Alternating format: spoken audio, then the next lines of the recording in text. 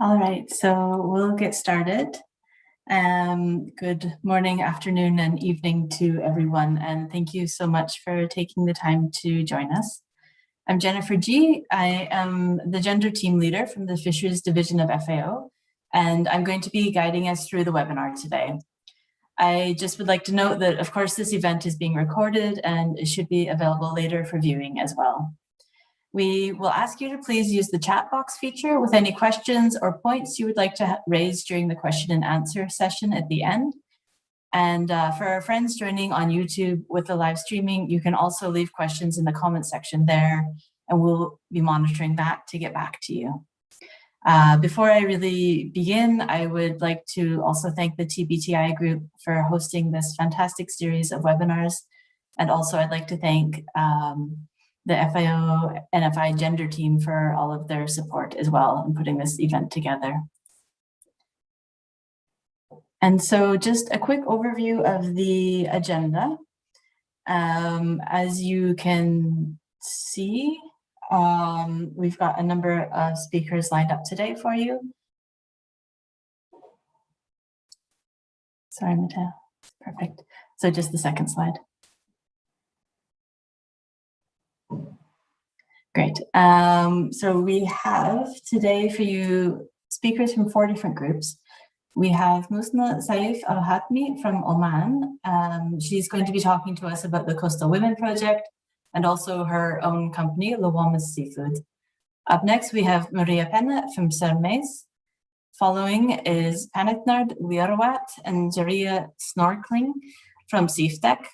And then finally, we have Sarah Harper, who's going to be talking to us about the IHH Gender and Small Scale Fishery chapter of the new IHH project.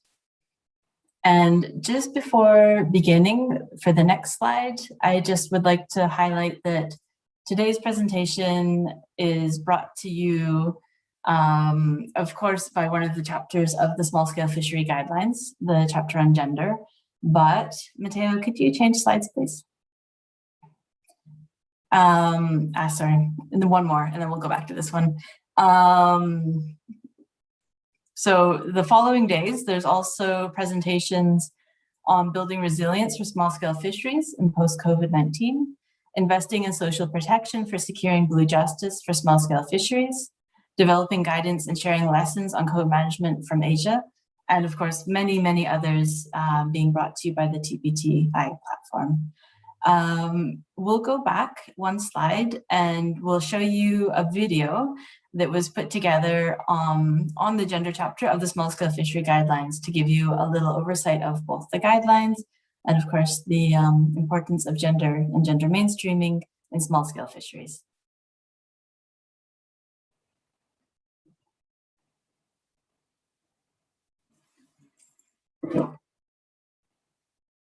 Mateo, we don't have sound.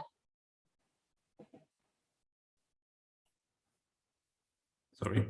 Bring sustainable small-scale fisheries, gender equity and equality. Small-scale fisheries include diverse and dynamic activities, from traditional low-technology and low-capital fishing methods to activities such as boat building, net making, fish processing, and marketing. These fisheries tend to be strongly anchored in local communities. For many small-scale fish workers, fishing is a way of life. Small-scale fisheries contribute about half of all fish catches in developing countries. 90 to 95% of these landings are for local human consumption, making a major contribution to food security and nutrition. Small-scale fisheries employ more than 90% of the world's capture fishers and fish workers. About half of them are women. Women engage in all aspects of activities along the fisheries value chain, like shellfish collection, diving for abalone and pearls, fishing, and mending nets. They are often responsible for post-harvest activities, including trade and labor-intensive value addition, such as drying, smoking, and salting. At the same time, we still often observe inequality between men and women in small-scale fisheries. Women also have responsibilities as caretakers of the family and communities. Their contributions to the fisheries sector are not always adequately recognized and paid. Power imbalances along the value chain are frequent. While women are involved in different stages of the value chain, strong middlemen often dictate the prices of fish that women sell. Limited access to credit for women contributes to this imbalance. The conditions under which women work in small-scale fisheries can threaten their health. For example, the smoke produced through certain traditional ways of preparing fish or hand injuries from peeling shrimp. For Indigenous women, gender-based discrimination is often compounded by ethnic-based discrimination. Women are also often subject to different forms of violence in fishing communities and in the marketplace. International conventions and standards provide a strong framework for the protection of fundamental human rights, including the Convention on the Elimination of All Forms of Discrimination Against Women. In 2014, governments endorsed the voluntary guidelines for securing sustainable small-scale fisheries in the context of food security and poverty eradication. This is the first internationally negotiated instrument that specifically addresses small-scale fisheries. The SSF guidelines seek to raise the visibility, recognition, and enhancement of the already important role of small-scale fisheries and to contribute to global and national efforts towards eradication of hunger and poverty. One of the guiding principles of the SSF guidelines is gender equality and equity, calling for recognition of the vital role women play in small-scale fisheries and the promotion of equal rights and opportunities for women and men. Chapter 8 of the SSF Guidelines is dedicated to gender equality. Gender is also highlighted in all other chapters on tenure, sustainable management, social development, value chains, climate change, etc. With regard to tenure, for example, the SSF Guidelines call for special attention for women tenure rights to ensure they have secure, equitable, socially and culturally appropriate tenure rights to fishery resources. The SSF guidelines call on states to implement relevant international instruments and to enable civil society, in particular women, to monitor this. The SSF guidelines also recognize the need for better technology for women. Appropriate improvements of infrastructure across the fish value chain, including transport and market facilities, will have positive impacts on incomes for women. It is crucial to ensure women's equal participation in fisheries organizations and in decision-making. Women often play an important role in bringing in a community perspective into the fisheries debate. There are many examples of well-organized women-led small-scale fisheries organizations that we can learn from.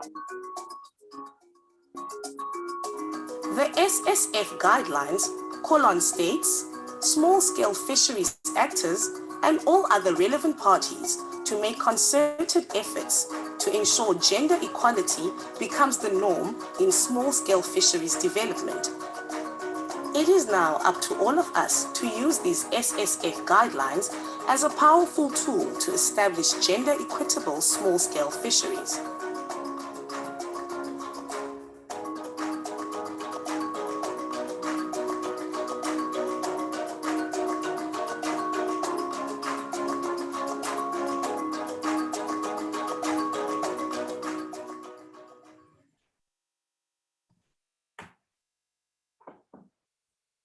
Great, thank you. So after this introduction video, I'm really happy that we're now going to be moving to the panelists. So our first speaker is coming to us today from Oman. Musna is going to be speaking about the Coastal Women Project and also telling us a little bit about her work with her company, Lawamis Seafood. Please, Musna, go ahead.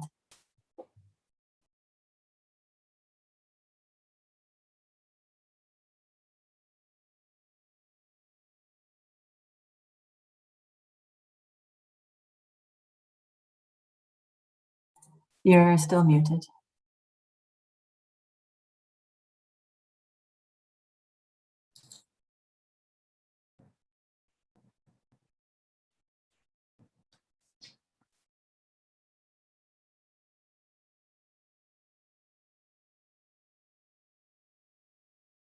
Hello, everybody.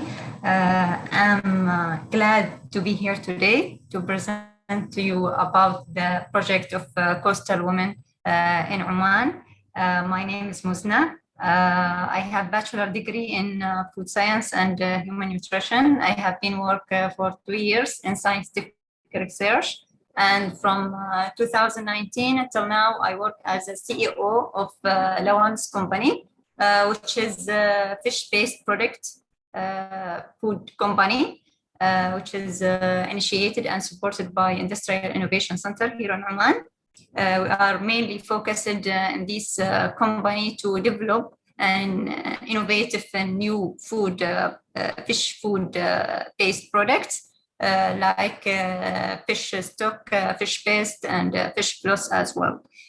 Today, I will talking about the fishing sector here in Oman and the Coastal Women project here in Oman. Actually, fishing sector in Oman is among the oldest professions activities here in Oman.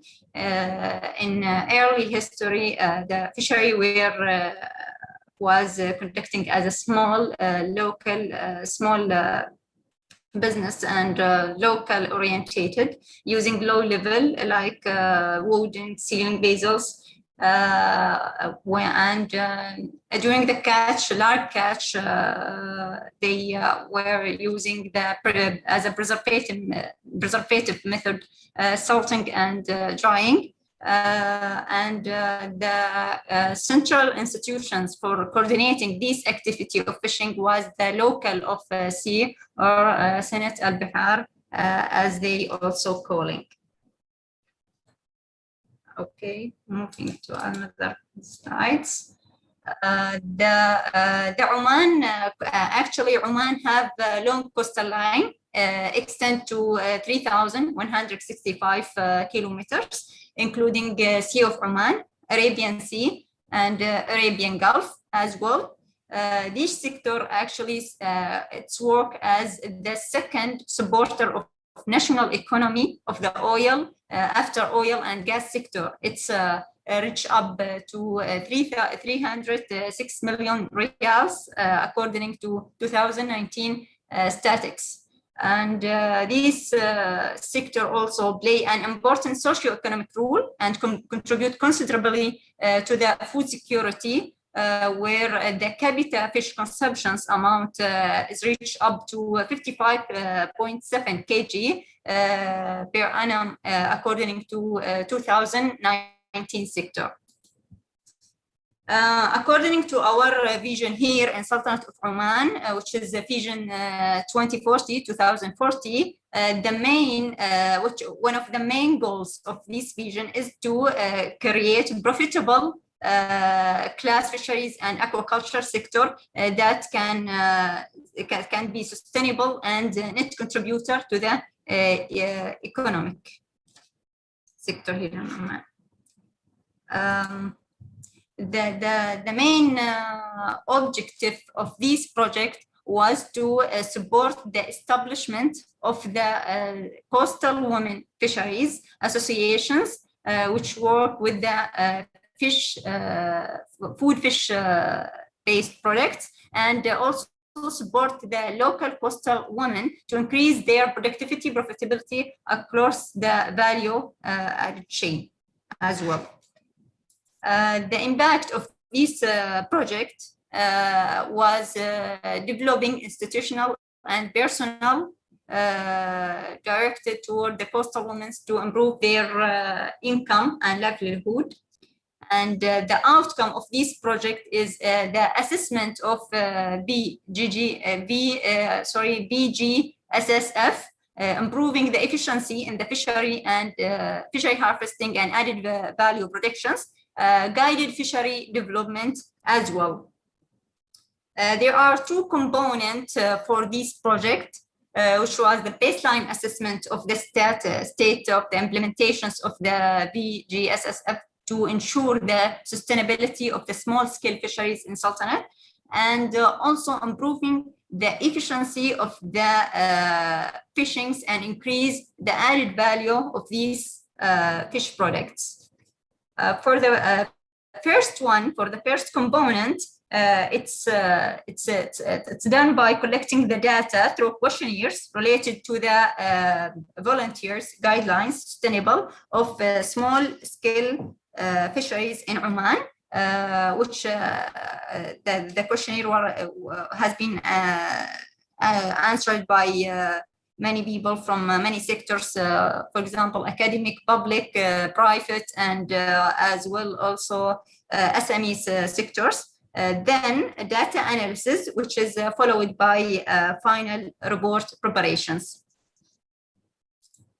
The constraints to implement the SSF guidelines, actually Omani youth nowadays tend toward the occupations of the fixed income job opportunity. Also, the scattered landing site without any formal marketing system like market and stores. Also, shortage of human resource to cover monitoring of fisheries activities as well. The strengths and opportunity in this field are small-scale fisheries is the main contributor in both landing and GDP. Also, the small-scale fisheries is operated through fishing communities and providing supports funds as well for the project related to these small-scale fisheries factory, especially to those who are guided by the women in post-harvesting process, especially. Also, the extent of the strong political will for the fisheries sector, like management and sustainability, and the high demand of the fish and fish products from the surrounding country as well. For the second component, which is improving the efficiency of coastal women fishing and increasing the added value of these fish, was done by two main things.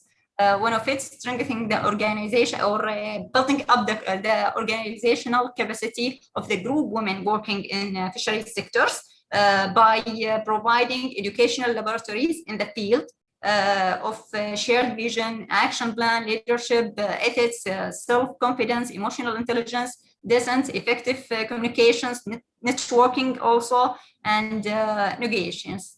The second one is enhance the technical capacity for this group to reach sustainable and effective and efficiency through providing the training course, also through the value chain, like marketing, farming, also providing basic inputs, such as a basic material to start post-harvesting process. Also, they help in the branding for the fish-based products.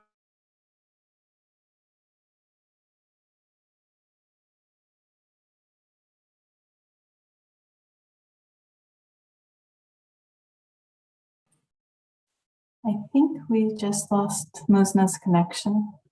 Matteo, maybe while we see if she can rejoin quickly, I'll ask you to start sharing the screen with the last slide she was on.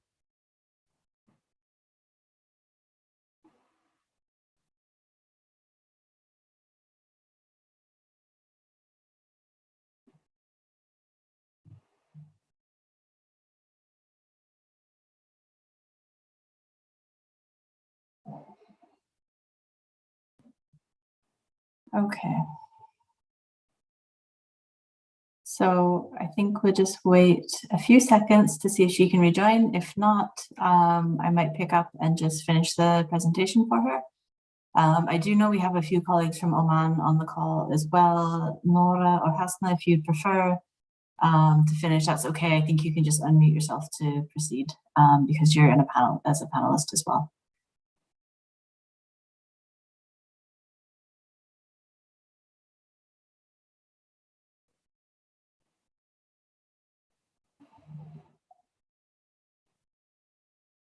Okay. For sure. So I think what I'm going to do, just in the interest of time, is start to wrap up for Musna. So I'd like to just mention that this is of course, a FAO supported project. Okay. Yeah, perfect. Sorry for a technical issue. You came back so quickly. Well done. Okay, we were enhancing the technical capability of this project through providing training course and adding value through adding value chain like marketing, farming, also providing basic input such as basic material to start post harvesting process, and the main, also one of the most important things is branding buildings up for marketing and establishment the food fish-based products. Also, there was good working in organizing a study tour to expand knowledge and increase awareness of the fish-based products here in Oman. Okay. The beneficiary of this program actually was the program's target around 20 of women, Omani women who work collectively in enterprises or Omani associations and are involved in fishery sector. The Omani was energetic and eager to learn in this through this program, and through this project the relationship between this member actually was the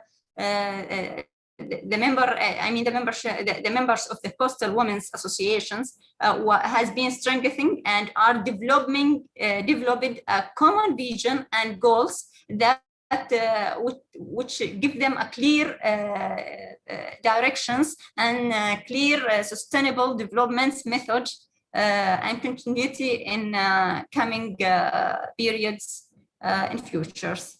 I think that's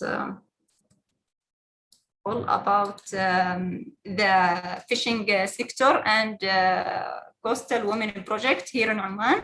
Thank you for your listening, and I will be glad to answer you if you have any questions later on. Thank you. Thank you so much. That was a really interesting presentation, and I'm looking forward as well to seeing the outcomes of the project soon. So up next, we have the presentation by Civic, and we'll share the slides. So my two colleagues, I ask Panasnard and Zaria, once you begin presenting, you can just indicate to Matteo to change the slide to the next one as you go, okay?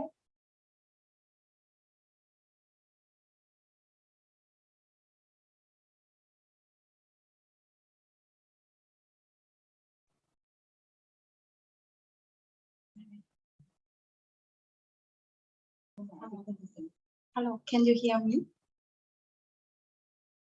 Okay. Yeah, we can hear you well. Matteo, sorry, just to note. Okay.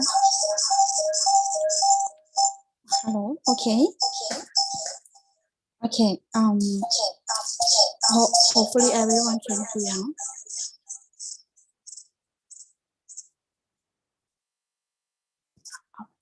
Okay, may we greet everyone from Civic Training Department, Thailand. We are glad to present to you the Civic gender strategies in the progress of implementation in member countries. Civic recognize that in sharing roles of women and men in fisheries and in households are important for engaged fishers and stakeholders for sustainable fishery management and development. Therefore, Civic have focused working on gender integration in fisheries, and we already start our work with gender analysis in fishing community. Next, please. Next, please. Okay, thank you. Presently, men and women have been playing important roles in the fishery sectors, which both have different response depending on the situations or tasks.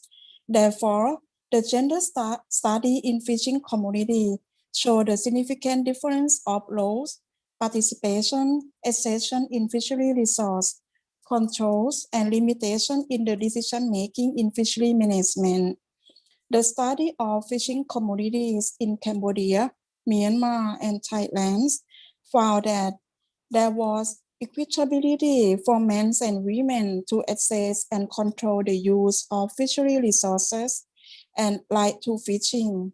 Especially men have been paying the roles at majorities in the fishery sectors on catching and processing of fish on board, while women have taken roles in fish selling and processing. However, there was no significant difference between men and women because the responsibilities were identified by themselves accordingly with their genders. And next, please. Therefore, Civic developed the Civic gender strategy. The Civic gender strategy was developed through the series of interdepartmental meetings, and it was endorsed in the 51st meeting of the Civic Council in the year 2019. Gender strategy was developed to facilitate gender mainstreaming at all levels of the organization and serve as an organizational overarching framework to facilitate Civic's efforts in integrating gender in its programs, projects, and activities. The Civic gender strategy is also intended to subsequently support the integrations of gender perspective in fisheries and aquaculture in the member countries of Civic. Next, please. The Civic gender strategies was comprised of 5 strategies, including the strategy number 1, that is mainstreaming genders at all levels of the organizations. Number 2, that is integrating gender in Civic programs and projects. The third one, incorporating gender perspective in our events organized by Civic. Strategy number 4, boosting the visibility of Civic as a gender responsive and gender sensitive organizations. And the last one is strengthening further cooperations and collaboration with member countries and other organizations on gender aspects. Next, please. Next, please. Okay. For this slides, may we inform to you on things have done to respond the gender strategy in our member countries. Civic, with supporting from FAO, initiate gender dimension in the value chains of small-scale fisheries and aquaculture in Southeast Asia that will be conducted in 4 countries, namely the Philippines for marine capture fisheries, Thailand for marine cultures, Laos PDR for inland aquacultures, and also in Myanmar for inland capture fisheries. The project aims to improve and strengthen gender dimension in selected small-scale fisheries and aquaculture value chains in Southeast Asia. Next, please. Oh, no. The project plans for January 2020 to June 2021. However, the project has been extended to June 2022 because of the COVID-19 situations. Currently, we have done the study on gender dimensions in the value chain of small-scale fisheries and aquaculture in Thailand and Laos PDR, while in Myanmar and Philippines, the study is on processing. The result found that the difference between the roles of men and women are from the attitude that men must work for the incomes, like fishery and aquaculture, while the hard work must belong to the women. However, we might overlook that the women spend most of their time for their work if compared to the working time spent of the men.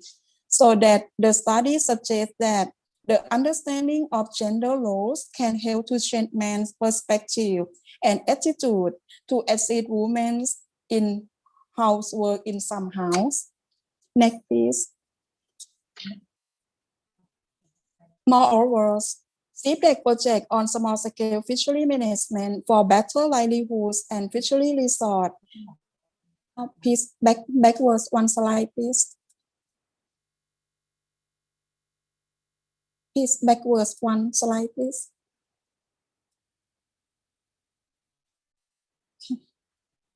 Okay, anyhow. Moreover, Civic project on small-scale fishery management for better livelihood and fishery resort with support by Japanese Third Fund from 2020 to 2024 also includes the importance of gender dimensions, and there are some main activities related such as strengthening our regional cooperation in fishery socio-economic developments and developing appropriate approach and process of fishery microfinance, credit, and insurance for small-scale fishers. Also, the regional workshop on action plans for supporting the livelihoods and well-being of small-scale fishers in the member countries, as well as the capacity developments on gender integration in small-scale fisheries, which include fishery management processings and value chain to the regional training course. Under this program, several studies have been done according to the gender integration in fisheries, such as a study on gender integration in inland fishery of Buriram, Thailand.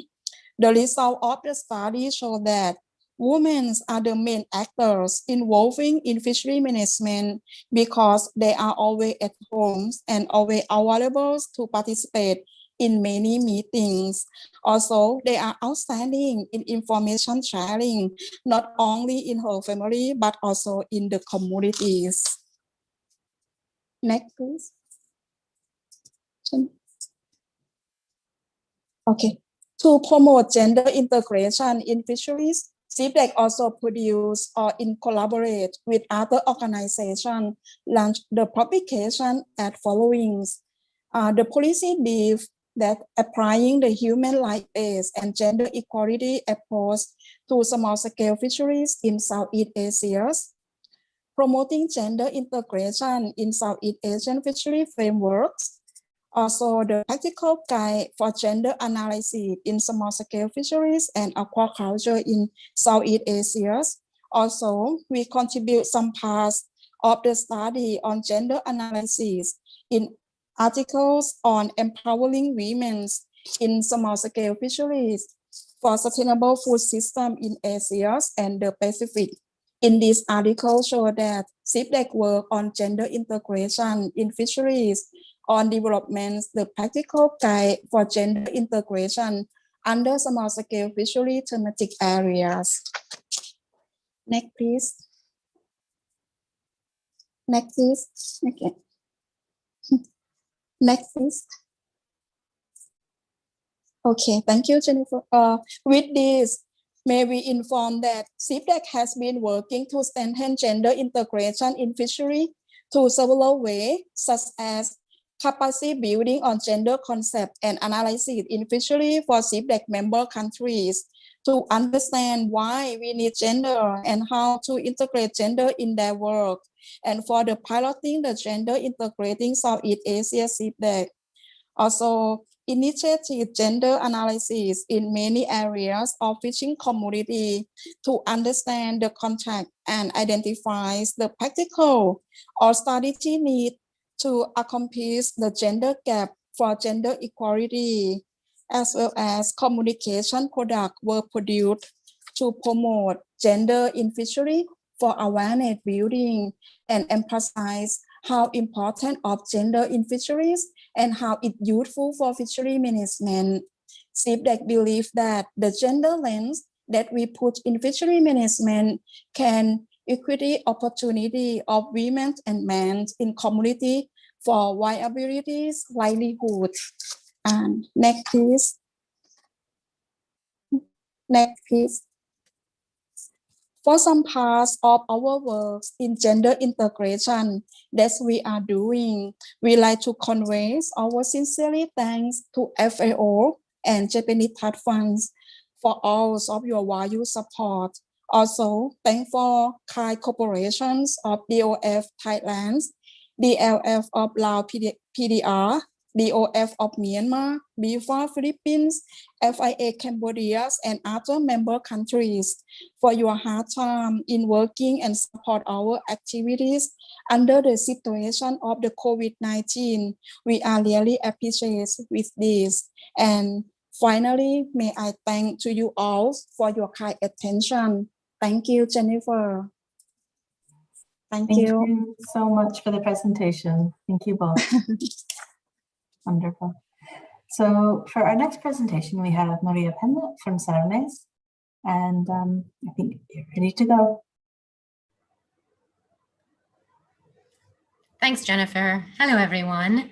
As Jennifer said, I'm Maria Pena. I'm from the Center for Resource Management and Environmental Studies at the University of the West Indies, Cayfield campus in Barbados. And I just wanted to start by thanking Jennifer and the FAO Gender team for inviting UE Cermes to participate in this session. In the next few minutes, what I'd like to do is share with you what we at Cermes and the Gender and Fisheries team have been doing with regards to gender and gender mainstreaming in Caribbean small-scale fisheries. Next, please. The Gender and Fisheries team, or GIFT, was formed in 2016 to conduct research and outreach. Now it's in the second phase. It's the gift that keeps on giving. Our focus is to facilitate and support implementation of FAO's small-scale fisheries guidelines. GIFT cannot cover all aspects of gender from all perspectives on the topic. So initially, our scope has been focused on small-scale fisheries value chains and governance arrangements at sub-regional, national, and local levels. Next, please. Why this focus on gender? Gender in fisheries management, conservation, and development has not been given high priority in the Caribbean. There are persistent data and knowledge gaps in small-scale fisheries, which continue to contribute to the overall poorly understood and documented characteristics of small-scale fisheries. And this is despite the existence in some countries of national gender action plans, national fisheries policies, and the inclusion of gender equality and equity as a guiding principle in FAO's voluntary guidelines for sustainable fisheries that all attempt to mainstream gender in these systems. So gender characteristics, for instance, like equality and equity of allocation of resources, rights, status, and responsibilities are poorly documented. People involved in fisheries, therefore, tend to make assumptions about gender based on their own observations. Next. We have been actively engaged in conducting research, producing communications, raising awareness at conferences, and hosting trainings. In terms of communication products, we have a gift brochure with our aims and objectives. We raise awareness of women in small-scale fisheries via certain channels. For example, International Women's Day. We produced a Leading Ladies in Fisheries calendar highlighting the different roles of women in Caribbean fisheries. Nothing like it had been done before. On International Men's Day, because the men are not to be left out, we celebrate men in Caribbean fisheries by highlighting their roles in fisheries value chains. And we also provide contributions to international newsletters and reports such as Yamaya and the Samudra Report, which are produced by the International Collective in Support of Fish Workers. In terms of research and research publications, we've done case studies on, for example, the process of formation of fisherfolk organizations. We document the collective action of women in the Barbados flying fish fishery. This is the first research of women in the flying fish fishery, deviating from the typical focus of men in the harvest sector. We've hosted special conferences at the Gulf and Caribbean Fisheries Institute since 2016. This is an annual conference, and we hold a special gender and fisheries poster session. What that has done is that has also served to raise awareness among this group at GCFI and has served to institutionalize gender at the conference. So now the GCFI board has an ad hoc gender and diversity committee. In terms of research, regional research, in 2016 and 2017, GIFT undertook a scoping study of gender in Caribbean small-scale fisheries by looking at any available sex disaggregated data, photos, published and unpublished articles, and other information relevant to the small-scale fisheries guidelines relevant to Caribbean regional fisheries mechanism countries. This work looked at scoping perspectives of fisherfolk organization leaders on the content of the gender section of the small-scale fisheries guidelines in their countries and fisheries. We've held a gender training workshop, the first of its kind, that we held to build capacity of GIFT and Friends of GIFT to understand how gender influences and can influence access to resources and resource use and sustainability. So we have been pretty active. Next, please. I've only touched on just a few of our activities, but I really encourage you to, if you want more information on GIFT and what we've been up to, please visit our webpage or send me an email. Next. To better highlight some of the gender analysis work we have conducted to inform gender mainstreaming, I would like to share with you initial findings of an FAO implemented project known as Stewardfish. Since gender roles and relations are closely linked to power relationships that can impact equality in leadership and decision-making, the aim of the gender analysis was to identify gaps in the capacity of women, men, and youth with regards to fisherfolk leadership. Gender analyses of fisherfolk organization leaders in 4 countries, Jamaica, St. Vincent, Barbados, and Guyana, have been conducted. And we're currently analyzing some of those results now.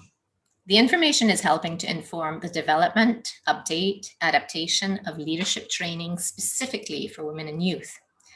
Through the project, we've also been able to gather information on membership and leadership characteristics of women and young people in the region, some of which I'd like to share with you now.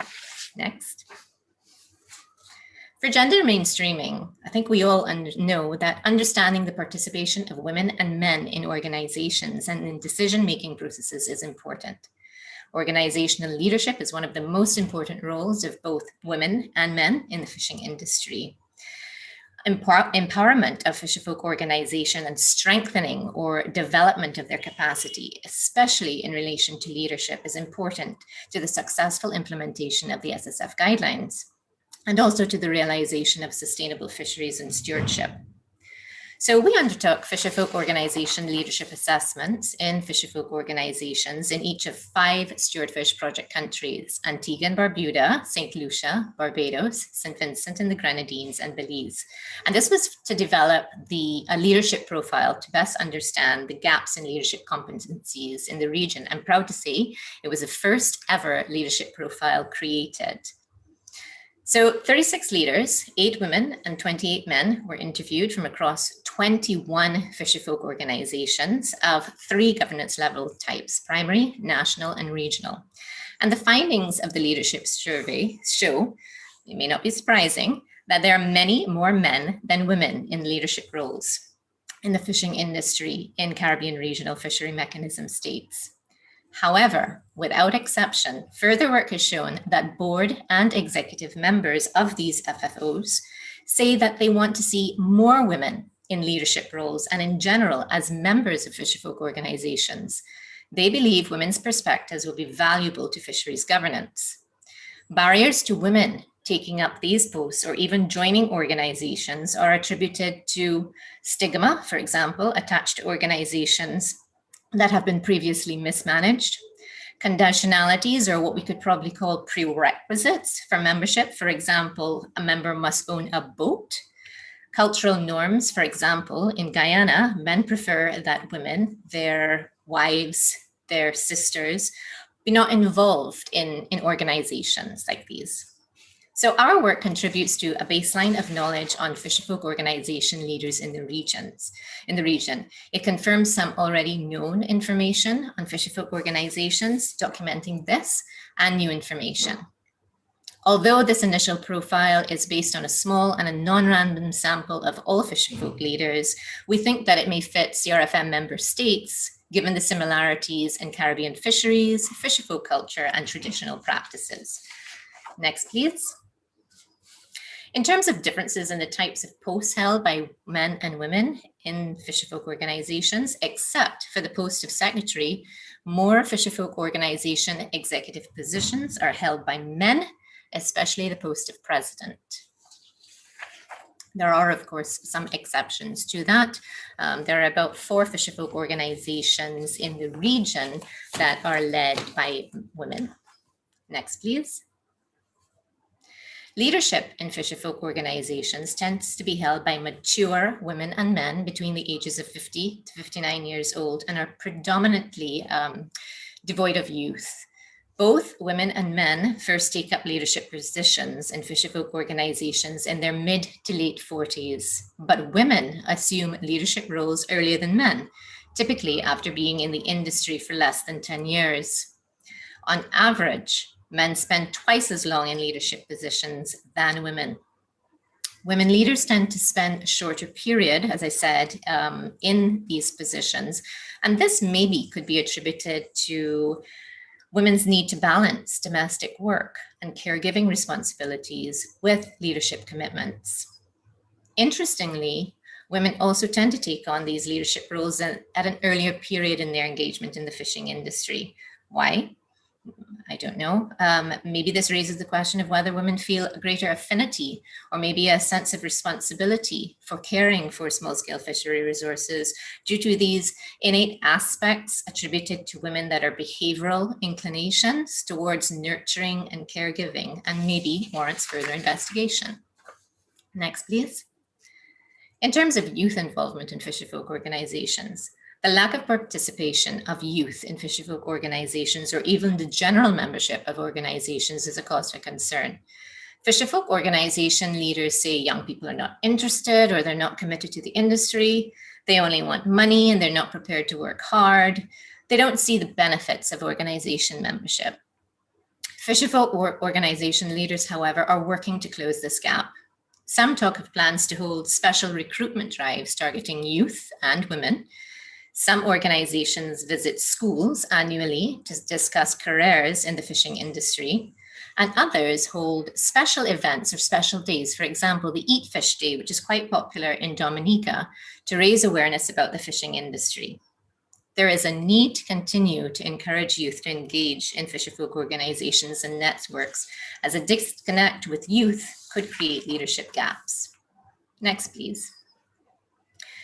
To assist with gender mainstreaming, here we enter the Caribbean Network of Fisherfolk Organizations Leadership Institute. The newly formed CNFO Leadership Institute is well positioned to further develop capacity building opportunities for fisherfolk organization leaders.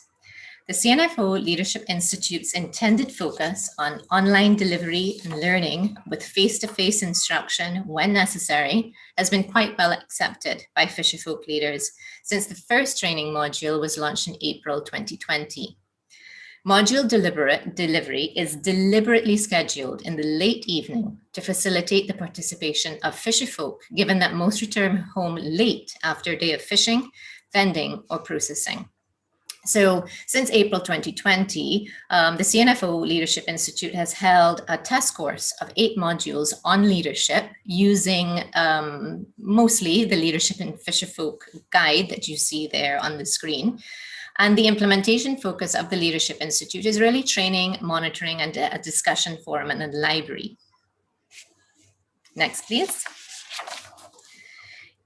In order to continue to promote the Leadership Institute, CERMES has requested in April and in May that the CNFO Leadership Institute host a 3-part training series to build capacity in leadership in 3 required areas: navigating and negotiating leadership, introduction to proposal writing and developing gender responsive proposals, and project management and mainstreaming gender in project management. These required areas of capacity building were chosen or recommended based on consultations with regional agencies or entities who had worked with fisherfolk organizations and fisherfolk, and also with consultation with fisherfolk organization leaders. They were also informed by the leadership profile the leadership profile survey that I had previously mentioned, as well as our gender analyses. Next, please. So overall, the trainings were very successful. As you see, we had 129 women attend, 37 men also trained. This caused a little bit of confusion initially because when we had advertised, we had said for women and youth. And then, of course, then the men came on and said, what? You're just discriminating against men? And we said, no, no, no, everyone's invited, come on in. But they were held for, there were 90-minute sessions, most of them, some ran over time. And even though they ran over time, participants were willing to stay over time. So that does show the eagerness to learn. We had a number of repeat participants. I estimate we maybe had between 85 to 90% repeat participants. And participants say they want more trainings like this and have called for certification. Next, please. Just before I wrap up, I also want to bring attention to work that GIFT has also been doing on another FAO implemented project. For short, it's called SSF Gender. This wrapped up just a few days ago at the end of May. And what it does is it implements gender aspects. It implemented gender aspects within the small scale fisheries guidelines in the Caribbean Community Common Fisheries Policy, small scale fisheries protocol. And it builds on GIFT research. So what is currently done or what had been done during the project is we worked on updating the gender scoping study that I'd mentioned earlier. There are value chain analyses and gender network analyses have been conducted. I think we started with 3, but we are down to 2, to Barbados and to St. Vincent. We had policy champions to raise awareness about gender and gender mainstreaming. And we did a number of communications to raise awareness on gender in fisheries and gender mainstreaming. Next, please. So this is all to say that we are busy. And we are committed to closing the data and knowledge gaps on gender in small-scale fisheries. GIFT will continue to facilitate and support the implementation of FAO's small-scale fisheries guidelines. Thanks very much, everyone. Thank you so much for the presentation, Maria. You really are very busy. For our last presentation, we have Sarah Harper talking about the IHH study, particularly the section on gender and small-scale fisheries. So I'll turn over to Sarah now. Thanks, Jennifer. Hello, and thank you to all the organizers and TBTI Tech for inviting me to speak at this event. I'm joining you today from the ancestral and unceded territories of the Musqueam, Squamish, and Tsleil-Waututh people, who are Indigenous people of the Pacific Coast in the area also known as Vancouver, Canada. I'm a settler living and working on these lands and waters, and I like to express my gratitude for this. I also recognize the deep injustices that have and continue to be the reality for Indigenous people around the world, and Indigenous women in particular. So in an effort to redress this and contribute to redressing this, the thread of social justice and gender equality weave through the work that I do. My current role is as a postdoc at the University of Victoria, and I've been co-leading the gender theme of the IHH project alongside Danica Kleber and a wonderful team of people from around the world, many of whom are on the call or on this event today. So hello and welcome. Today I'm going to be presenting insights from the Illuminating Hidden Harvest project, gender theme, and insights that have been leveraged from the network that we've created as part of this project. So next. So just a little bit of background on the Illuminating Hidden Harvest project. It's a collaboration between the FAO, WorldFish, and Duke University, but it's really the efforts of hundreds of collaborators around the world with diverse experience and knowledge of small-scale fisheries. Next. So this work is a follow-up to an expansion on the Hidden Harvest report that was published in 2012, which brought significant attention to a very prominent but overlooked aspect of small-scale fisheries, women in fisheries. This marked the first global effort to quantify the contribution of women in fisheries, estimating that women represent almost half of those employed in the fisheries sector when both harvest and post-harvest activities are included. Of course, we know women contribute, and men as well contribute to many other aspects that were not part of this. but women have often been left out. Next. So then came the release of the small-scale fisheries guidelines, an effort that was many years in the making, which placed even further emphasis on women and gender in fisheries. Gender equality and the empowerment of women were central and cross-cutting within these guidelines and are critical to their implementation. Subsequent reports and chapters and guidance on implementation of these were produced through the TBTI and affiliated networks in subsequent years. And then that brings us up to several years ago, where I was invited to be part of the IHH gender team at the Small Scale Fisheries Conference back in Thailand. So next slide. So the Illuminating Hidden Harvest gender work engages with gender disaggregated data to better understand how gender relates to economic, environmental, social, nutrition, and governance contributions of small-scale fisheries to the Sustainable Development Goals. In doing this, we've been able to identify some of the gender-related gaps and barriers that persist in the collection and sharing of small-scale fisheries data, with examples that highlight pathways towards gender awareness and inclusivity as critical information for the implementation of the guidelines.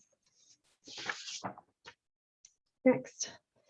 So we knew going into this work that gender data for small-scale fisheries would be limited. So Danica and I decided that we needed to build a team of gender advisors that could contribute diverse expertise and knowledge from small-scale fisheries contexts around the world.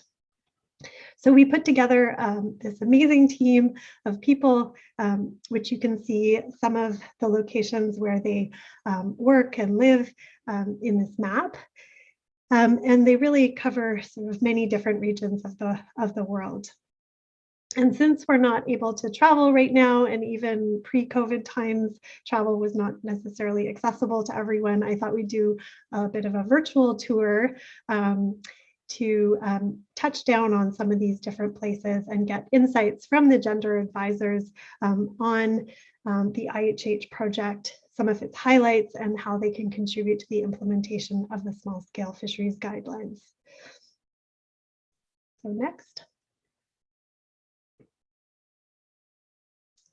So as we travel from region to region, I focus on sort of three main elements that appear in these different contexts. And those are the contributions by women in small-scale fisheries, some of the empowerment-related benefits and progress on empowering women in these contexts, and then in terms of representation and centering of fisherwomen and fisherfolk voices in decision-making. So our first stop is Mexico, and we'll go to the next slide, where women are found all along the fish value chain in harvesting. You can see them on boats in these photos, processing, and increasingly in decision-making. Some of the advances or space that women have been able to carve out in decision-making have been in part the result of programs by NGOs and other environmental organizations like COBE, who've really helped to break down some of the barriers that exist for women in participating in decision-making. Women being able to participate in this sector has allowed them to earn income and increase their decision-making and bargaining power within and outside of the household. And these insights were contributed by Carmen Pedroza, the IHH Gender Advisor for Mexico. Next, we move on to Greenland, where IHH Gender Advisor and Country Case Study Lead Hunter Snyder provided some insights on this context. In Greenland, women are fishers, administrators, financial levers, innovators, and managers in small-scale fisheries. And although they're widespread, their involvement is often hidden by limited gender disaggregated data. Despite that, women do participate in fairly equal numbers in decision-making, with increasing participation in some of the higher levels of governance and decision-making, which is not necessarily the case in all contexts. So next we move on to Malawi. The next slide, where the IHH Gender Advisor for Malawi, Shikondi Pasani, shared with us some of the empowerment-related benefits that were identified by Malawian fisherwomen, which include earning income to be able to send their children to school, increased social cohesion, a say in decision-making, better recognition for their roles and contributions in the sector, and overall improved status of women and children within households. So next, we're moving on to Nigeria, where the IHH Gender Advisor and Country Case Study Lead, Kafayet Fakoya, interviewed fisherwomen in this particular context. And so there's a video that I'll show. I'll just interview who she is. This is Madame Ganiat Aluwakami Alarodi. Apologies for any mispronunciations. She's from Ikozi, Agboe, a lagoonal fishing community and Epe division of Lagos State, Nigeria. She's a fisherwoman, fish processor, and fish trader. In Agosi, where she lives, women are consulted and are decision makers for security in the community. Women's consultations are highly respected, and thus their decisions with respect to sensitive matters such as security are accepted as binding in the community. However, fisherwomen face many barriers throughout Nigeria in terms of their recognition and representation in decision making. There's also many constraints to the realization of empowerment-related benefits from their involvement in the sector. So I'll let Matteo play the video here.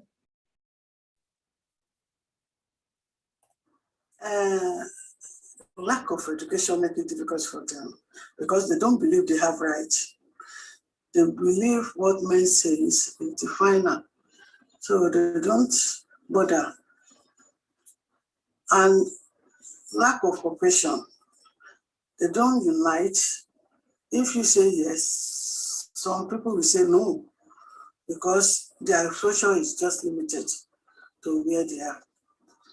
Are there any programs or policy that are currently making it easier, helping these women overcome these barriers to ensure that women in the fishing industry have as much say as men? Not really, but there is some, like this microfinance, they trade into the community, ask them to come to them, they lend them little amount of money, which they believe they can pay back easily. And some of them even form cooperative, that they can borrow themselves money to be able to carry on their businesses. And well, the government needs to educate people on this modern method of fish processing so that they too can have something to say about fishing, because presently women are not making profit a lot from this business. This makes it difficult for their generation to continue.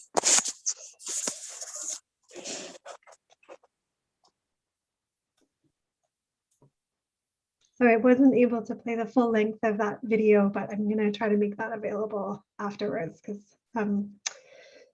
Madame Ganiat has some really great things to say. So next, we're going to move on to Côte d'Ivoire,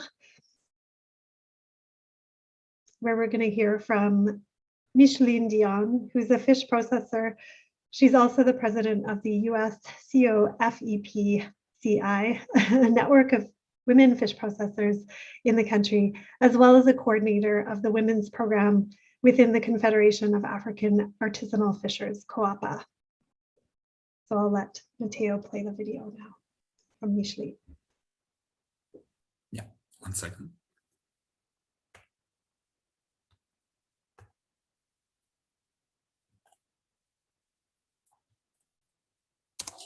Bonjour à tous et à toutes. Notre Confédération africaine des organisations professionnelles de pêche artisanale, la CAOPA, a été créée en 2010 et est présente dans 25 pays africains.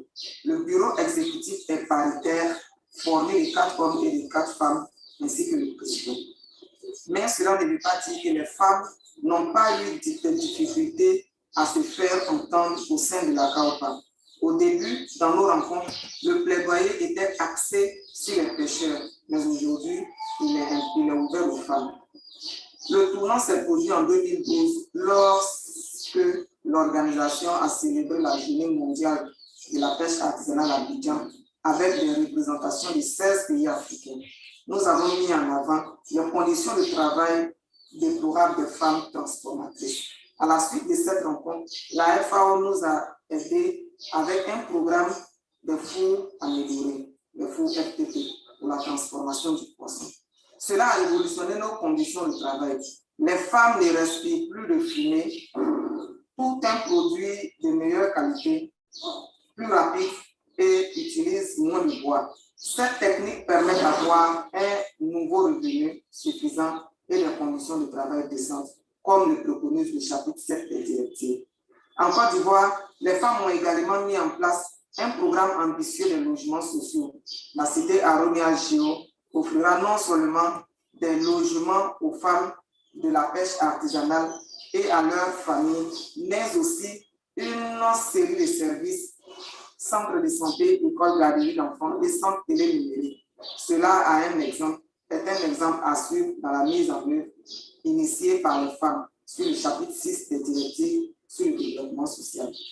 Les femmes se préoccupent aussi de la gestion des ressources de pêche, car une chose est évidente, sans poissons à transformer et à vendre pour nourrir les populations, il n'y a pas de femmes dans la pêche artisanale.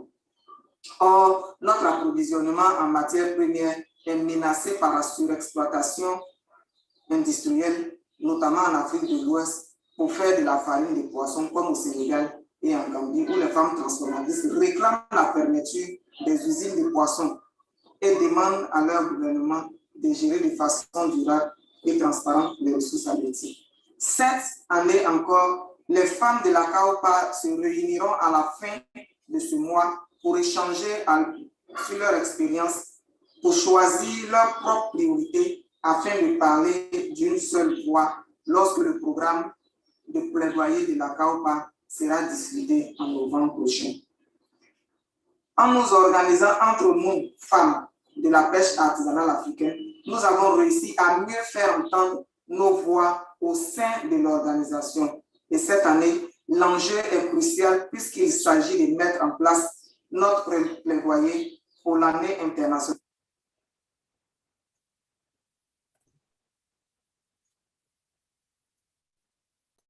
Thank you, Mateo. And thank you, Micheline, for that great video. So that was shared and facilitated by the IHH Gender Advisor, who works in many different African contexts, Sarah Frocklin. So thank you for facilitating that. And our last stop on this virtual tour is India. So if we can go to the next slide.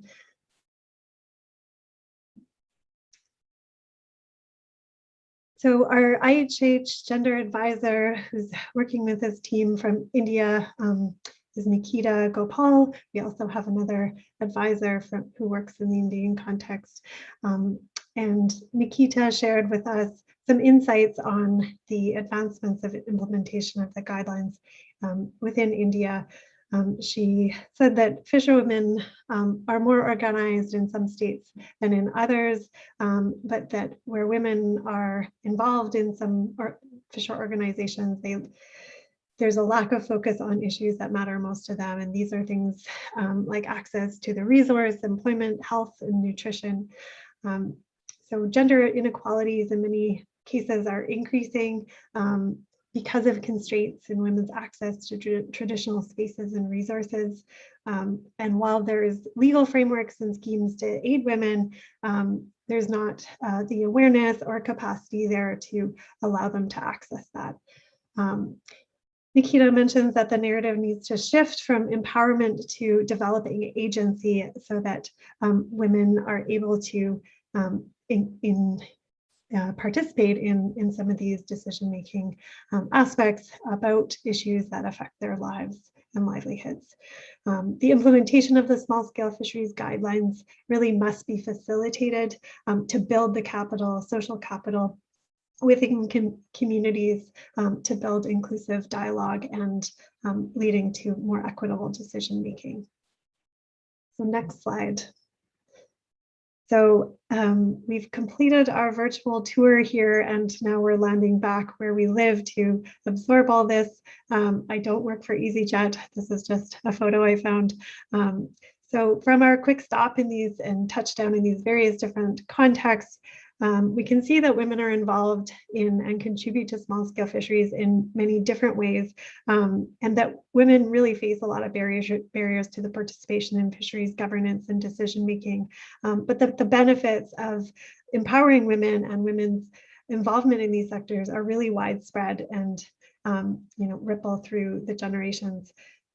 So in some places, more progress has been made on the implementation of the guidelines than others, and where women have been organized or getting organized, their visibility and agency in the sector has improved.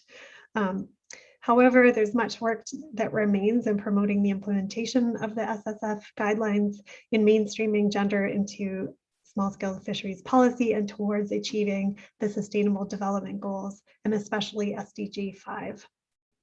So next slide. So this is just a highlight from the IHH Gender Chapter, Illuminating Hidden Harvest project. And through this IHH gender work and in leveraging this network of gender advisors from around the world, we've identified some key entry points for the implementation of gender equity dimensions of the small-scale fisheries guidelines. So to find out more about this, I'm just going to leave this here as a bit of a teaser. Stay tuned for the release of this project, but essentially, in this wheel, there's many different entry points for breaking this cycle, the cycle of gender blind policy and lack of representation of women, and overlooking these many dimensions where women are often overlooked. And so some of these include, as a very baseline, collecting gender disaggregated or sex disaggregated data, and as sort of a minimum standard.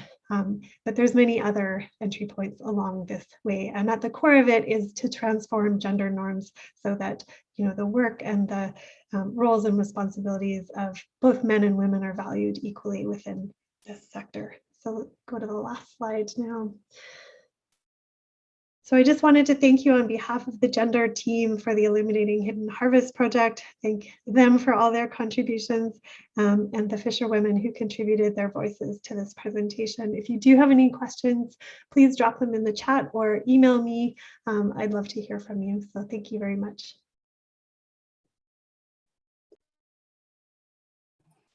Thank you so much, Sarah. It was a great presentation and really nice to have a tour and also opportunity to hear from a few of the women themselves. So thank you so much again. So we now have time in the agenda for questions. I don't see any in the chat box yet, but we do have some questions we would like the panelists to answer. So I'll begin with a few of those. And then if any questions come up in the chat, we'll be happy to share them as well with the panelists. And just a heads up for everybody, before we're done the question period, I'll ask for a very quick roundtable from each of the presenters for a short reflection on any key message you would like to share or any thoughts or hopes for the future in line with this type of work that you're conducting. And after that, we'll move to the closing provided by Auden then.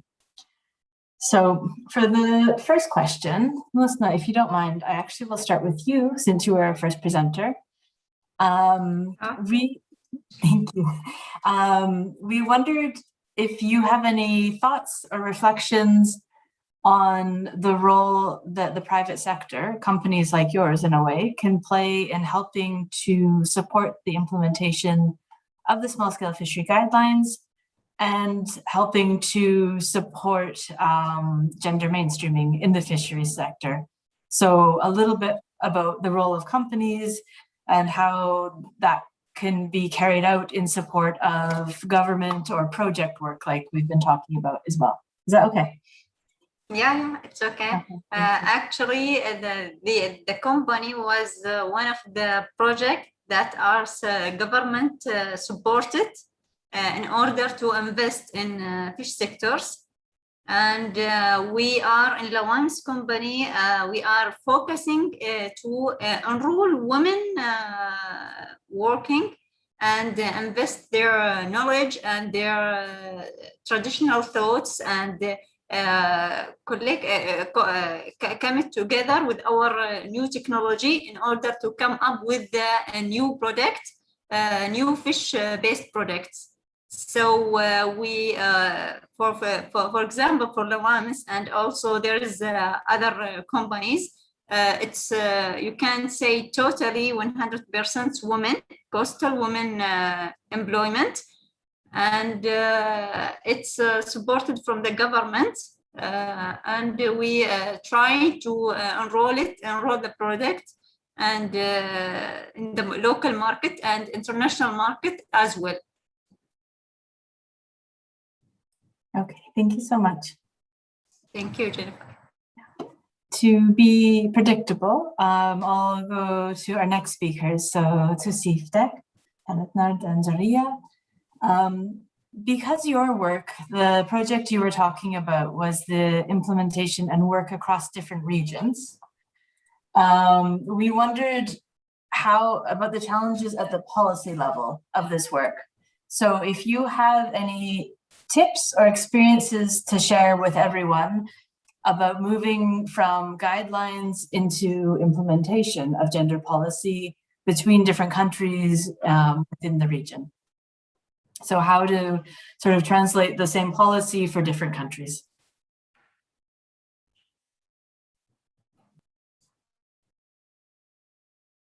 You're muted.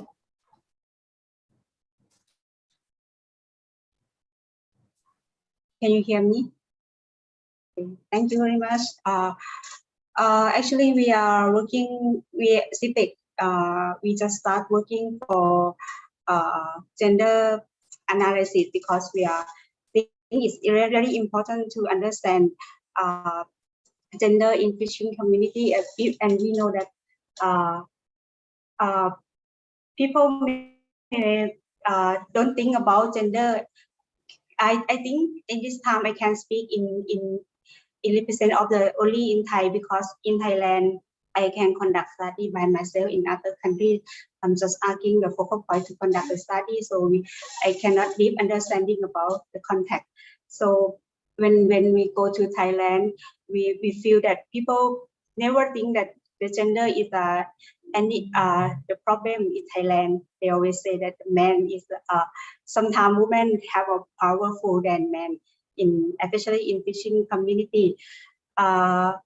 For us, but in actually, if we know that we saw the in the leadership, gender leadership in another presenter, I also think that in Thailand we also lack of the women leadership a lot. And sometimes when people think about the women in the leadership, they will think that this is the women. There's some stereotype that women not really good in the leadership.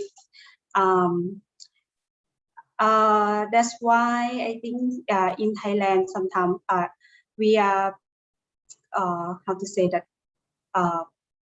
not much support women in this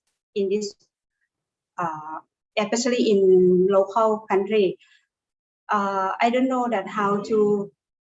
So when we try to think to, I'm sorry that when we try to do the gender analysis, we try to make people how to say that understand the gender concept. That's women and men is just different because social construct, because study, because the many stereotypes that you have been understand and in previous. So sometimes when we think that if the local people can understand the concept and understand the gender, maybe they can change some perspective. And like when people in local area, they have some how to say that vote electric, they may allow the women in this. For the in fishery, we think that we found that especially many women involved in fishery management project, but when we talking about fishery, we not much look at the women. When we go to the fishery management, we also focus to men, and when we focus on men, we not look at the livelihood related in the fishery. So in for the Civic, right now under the gender, we can conduct in the Civic policy only that look at the gender in everywhere of our work. Like we try to put gender lens in every many projects of Civic. That's why we have the gender strategy under the Civic project, and within under Civic strategy, we try to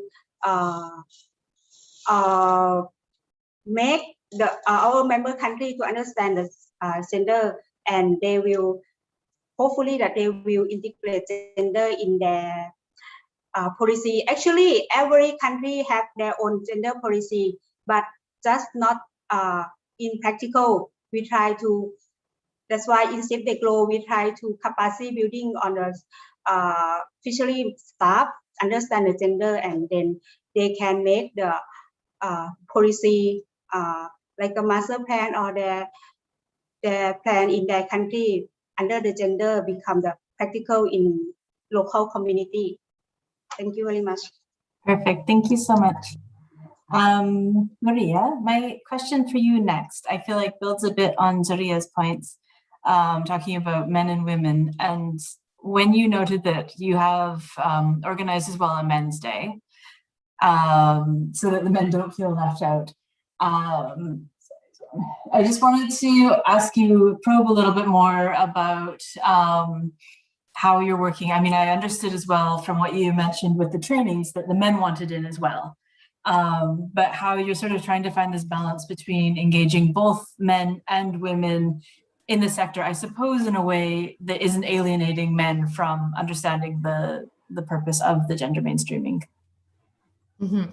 Yeah, so as I had mentioned and you brought up, so we did have that originally, you know, they had contacted the CNFO to say it, but you're running these ads and you're saying that it's women and youth specific. What is this about?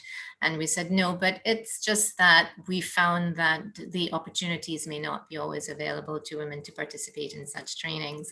But after all, we did include all of them. Gender is about men and women, and it has never been GIF's intention to exclude one or the other. We have been, what I've found is that there is a thirst among both men and women for capacity building.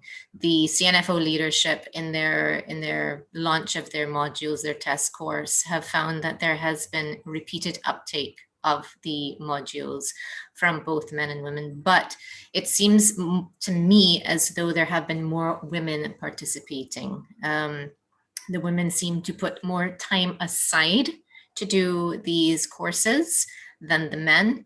I am not sure what some of the reasons are, but that is not to say that the men are not interested as well. So we are trying to find that balance of engaging both men and women in capacity building efforts. Perfect. Thank you so much. Sarah, I come to you last with an apology as well, because we're now becoming tight on time. We had a couple of questions for you. We wanted to ask you to reflect on the implementation in a way like we asked with CFDAC, but if you aren't terribly hurt by this, I will ask you just to proceed to your reflection, keynote, or even wish for future work. Yeah, so no worries, no offense taken whatsoever. I think one thing that I guess I didn't reflect as well in my presentation, but that is certainly part of the IHUH work, and we're all very conscious of this, is that, you know, that thread of intersectionality that is so important when we're talking about gender and, you know, especially women in fisheries. And, you know, certain groups of women are especially vulnerable or especially marginalized in certain contexts. And so, you know, I think maybe my question back to the group as an open-ended question is how that kind of intersectional component gets worked into plans around implementation. And I know they're probably there in many contexts. So I'll just kind of leave it there and hand it back to you, Jennifer. And thank you so much for organizing this great session. No, really, it's been a great session, and thank you for that reflection. I think this is something echoed in our discussions about our work as well, that we need to talk and work more on intersectionality. So I'm going to turn it over to Auden to close. As I do that, I just say thank you again to the panelists, the TBTI team, and the NFI gender team as well. So thank you, everyone. Thank you, Jennifer, and hello, everyone. Distinguished panelists, colleagues, participants, and partners. I'll start with my thanks to all of you for joining us today for the webinar and for your contributions. The webinar on mainstreaming gender for SSF development has certainly provided us with a great selection of the work being done worldwide, with a number of great examples from all regions. And this has been very interesting, both because of the interventions and the various perspectives. And through the webinar, we have, of course, explored initiatives underway in Oman, for example, to further strengthen the work of coastal women in the processing sector, which, of course, is a vital part of the small-scale fishery communities that make up the majority of fishing activity in Oman. And Musna Al-Khatmi shared both her experience as an entrepreneur and her hopes for future development of her company, with the support of the project Capacity Development of a Coastal Women Group in Musana, Oman. And from Oman, we traveled to the Southeast Asia, where our colleagues from Civic, Panita Tveravat and Jaria Sorngliang shared with us the recently developed Civic gender strategy and the progress in country-by-country implementation from Myanmar to the Philippines. Maria Pena from Sermes presented the work on fisherfolk organization leadership in gender mainstreaming in fisheries governments and marine stewardship in Caribbean small-scale fisheries. And she provided a great example of how to make the best of delivering training during COVID-related restrictions, and also presenting the focus area for the upcoming International Year of Artisanal Fisheries and Aquaculture, which of course is in 2022. And she highlighted the work with fisherfolk organizations, leadership in Caribbean small-scale fisheries, and collaborative efforts in strengthening leadership capacity among women, men, and youth in fisherfolk organizations. And finally, Sarah Harper, representing the team of authors for the upcoming Illuminating Hidden Harvest Project chapter on gender and small-scale fisheries. And this work includes contribution from women in small-scale fisheries from around the world, and an examination of the findings in the context of small-scale fisheries governance and decisions, making it through a gender lens in the spirit of the same guidelines. Now, as we look ahead to next year, 2022, the preparations are well underway for the International Year of Artisanal Fisheries and Aquaculture, or IAFA. And the objective of this celebration is, of course, twofold. First of all, to focus world attention on the role that small-scale fishers, fish farmers, and fish workers play in food security and nutrition, in poverty eradication, and in the sustainable use of natural resources. The second aim of the celebration is the opportunity to enhance dialogue between the different actors, and not least to strengthen small-scale producers to partner up and create networks with each other and make their voices heard so they can influence the decisions and policies that shape their everyday lives. One of the key messages forming the foundation of IAFA is on gender, particularly to acknowledge that women and men in small-scale artisanal fisheries and aquaculture are equals. Centralizing the role women play in small-scale artisanal fisheries and aquaculture is essential to women's empowerment and sustainable development. End of quote. As I've said before, there is much work to be done, but this is not only work to be done by women. Men have an important role in the movement for gender equality, and in fact, a responsibility to take on this work as allies. And this kind of events today allows us not only to make gender visible, but also to pursue our commitment to gender equality in these sectors. And it is in the spirit of informing, of educating ourselves and sharing our knowledge that we gather today to rethink the power relationship between human beings and traditional gender roles that prevent girls, boys, women, men, and those who define their identity otherwise from realizing their full potential. As mentioned in the title of the session, gender is directly related to the notion of dignity, and particularly the recognitions of the inherent dignity and equal and unalienable human rights. Presenting it in this light only confirms that gender equality is a necessary foundation for a peaceful and sustainable world. Finally, the Fisheries Division of FAO is firmly committed to mainstream gender in all our activities in order for the fisheries and aquaculture sector to reach its full potential and to ensure the environmental, social and economic sustainability of the sector and the livelihoods it supports in the 21st century. And allow me then finally to thank you again for all your participation in today's gender webinar, which is of course a part of the week-long celebrations of World Ocean Week, hosted by the TBTI network as we look ahead towards YAFA 2022. Thank you again. Back to you, Jennifer. Wonderful. Thank you so much, Odin, for closing. And we can leave off here with, again, thanks to panelists, participants, TBTI for organizing as well. So have a good afternoon, evening, everybody, and take care. Bye-bye. Bye. Thanks. Bye-bye. Thank you very much. Thank you very much. Thank you. Goodbye. Thank you very much.